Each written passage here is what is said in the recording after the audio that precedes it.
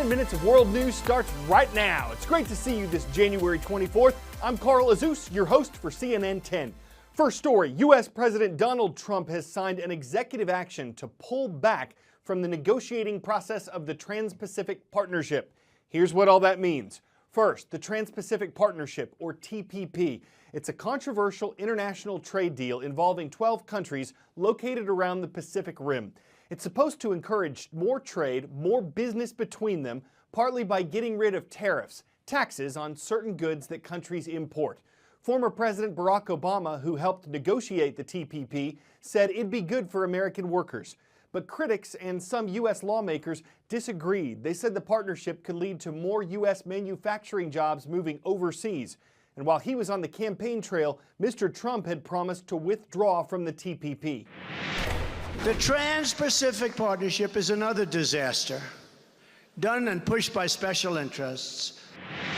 The deal was not final. It needed to be ratified by Congress, and Congress had not done that under President Obama. Many Democrats were against the TPP, and though many Republicans initially supported it, some backed away from it over time. The election of President Trump signaled to the other nations involved that the TPP probably wouldn't go through.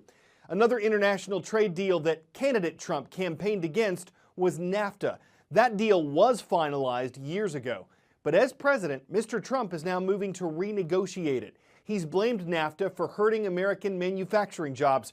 But some leading Republican lawmakers say pulling out of NAFTA could hurt businesses across the U.S. You might have heard of NAFTA, also known as the North American Free Trade Agreement. It was the first agreement of its kind and still makes the world's biggest free trade area. So, just what is it? Well, let's begin with the basics. First, it includes Canada, the US, and Mexico. It was proposed in 1992 by these guys, and it was extremely controversial. Critics feared massive job losses, with businesses packing up and moving production to Mexico. Supporters, though, they claimed that it would lead to cheaper goods, and that would lead to economic growth. In fact, it was so controversial that in the 1992 presidential election, a billionaire outsider presidential candidate shot to the top of the polls railing against it. Businessman Ross Perot. Sounds pretty familiar.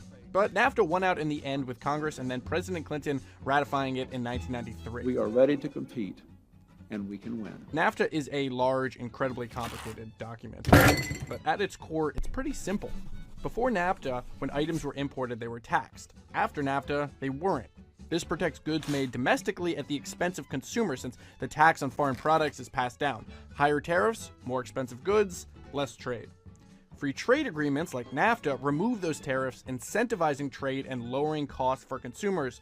Tariffs were greatly reduced at the start of the agreement in 1994 and totally eliminated by 2008. So what did NAFTA accomplish? It's not easy pinpointing the exact effects that NAFTA has had because there are many factors in how economies function, but since the agreement, U.S. trade amongst Mexico and Canada has tripled.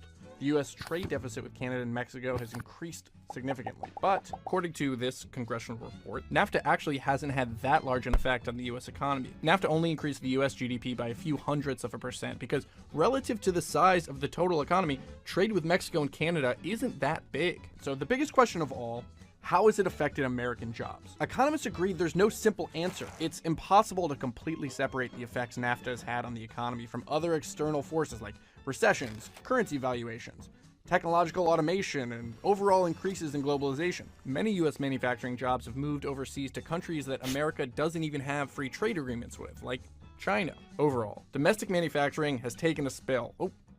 Trade has increased, and goods are cheaper. There's been a tense leadership change in the West African nation of Gambia. This is the smallest country on the African continent, population just over 2 million. Its former leader, Yahya Jammeh, took over in a military coup in 1994. In the years that followed, the country became a presidential republic, with President Jammeh winning every election since then until last month. That's when Mr. Jammeh was surprisingly defeated by a property developer named Adama Barrow. And though Jammeh conceded the presidency at first, he then rejected the results and stayed put, while the new president was sworn in neighboring Senegal last Thursday. Military troops from other countries in the region, supported by the United Nations Security Council, were deployed to remove Jammeh from power. But after negotiations, Jammeh ultimately stepped down and left the country. International troops are planning to stay in Gambia's capital to provide security as the new president takes over. 10-second trivia. What do Hong Kong, Sydney, and Vancouver have in common? Are they all north of the equator, south of the equator, Pacific locations, or Atlantic locations? Hong Kong, Sydney, Australia, and Vancouver, British Columbia are located around different parts of the Pacific Ocean. They're also the 3 most expensive places to live, according to a new survey. The Demographia International Housing Affordability Survey comes out every year. What it does is compare median house prices with median household incomes in a given area. The more that house prices exceed incomes, the more unaffordable a place is considered. For the 9th year straight, Hong Kong came in as the most unaffordable place to live on a list of 406 major city markets. Home prices there are 18 times what the median household earns in a year. In Sydney, they're just over 12 times what people earn. In Vancouver, they're just under 12 times the median annual income. Now contrast that with one of the least expensive places to live, Racine, Wisconsin, where home prices are only 1.8 times what people make in a year. Looking at countries, the U.S. had the most affordable housing market overall, followed by Japan and the United Kingdom. On websites, customers can find things easily, sometimes save money, order with a single click, but they may not spend as much time shopping, and they may be hesitant to buy something new they can't see in person. In stores, people can try on clothes, ask for an opinion, return something immediately. Some retailers are finding the best business is having the best of both worlds. Online shopping is expected to reach almost $500 billion in the next 3 years. But brick-and-mortar stores still bring in 10 times that. So how do you appeal to the shopper of today and tomorrow? Be in both places at the same time. We're finding that customers are really responding and voting with their wallets when we open a store. And then it also creates awareness and drives business to online sales as well. Neil Blumenthal and Dave Gilboa started Warby Parker out of their New York apartments 6 years ago. Today, the company's been valued at more than $1 billion.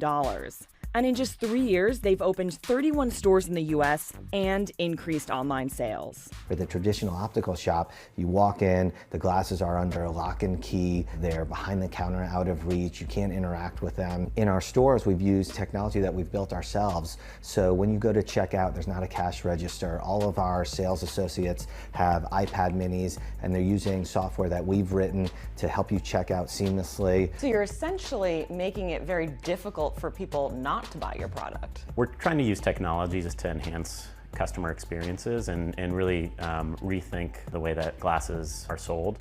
That includes a user profile, just like you would have on social media. That sales associate can take a picture of you wearing the glasses, send you a nicely formatted email with a click, and you can shop out on your way home.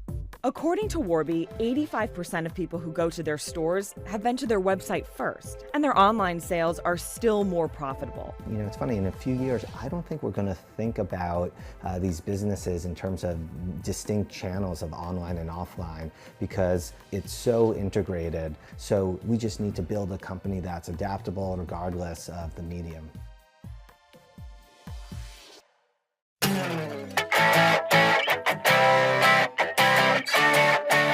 For 10 out of 10, someone has totally lost his marbles. And you thought we were just talking crazy. A trailer ripped open recently on an interstate in Indianapolis, Indiana. No one was hurt, but 38,000 pounds of marbles, 38,000 pounds spilled onto an embankment on the side of the road.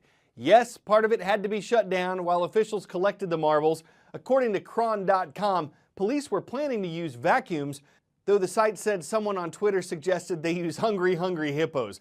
Maybe that's not a marble idea. Even if you toyed with it, you'd find someone who was game. And if it worked, hey, you'd be on a roll, y'all. I'm Carl Azuz, and you know I've lost my marbles shooting puns like this. Have a great Tuesday.